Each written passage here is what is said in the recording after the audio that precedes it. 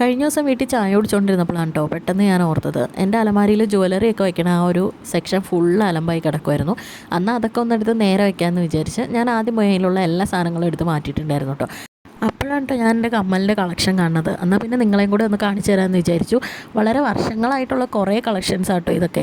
ഞാനൊന്നും കളയാറില്ല. എന്തെങ്കിലുമൊക്കെ ഇതിനകത്ത് കല്ലോ കാര്യങ്ങളൊക്കെ പോയാലും ഞാനതങ്ങനെ സൂക്ഷിച്ച് വെക്കും കേട്ടോ. ആ ഒരു പച്ചക്കമ്മലൊക്കെ ഞാൻ കുറേ യൂസ് ചെയ്തിട്ടുള്ളതാണ് കേട്ടോ. ഇപ്പോൾ ഇതിൽ ഒരുപാട് കമ്മൽ കണ്ടേനെ, കാരണം ഞാൻ കുറേയൊക്കെ ഇവിടെ വന്നു കഴിഞ്ഞപ്പോൾ കുറച്ച് പിള്ളേർക്കൊക്കെ എടുത്ത് കൊടുത്തിട്ടുണ്ടായിരുന്നു കേട്ടോ. അങ്ങനെ പിന്നെ ഞാൻ അതെല്ലാം കൂടെ ഒരു ബോക്സിൽ വെക്കാൻ നോക്കി. അപ്പോഴേക്കും ആ ഒരു ബോക്സിൽ അത് തികയുന്നില്ല കേട്ടോ. പിന്നെ ഞാൻ വേറൊരു ബോക്സിൽ എടുത്ത് വെച്ചു.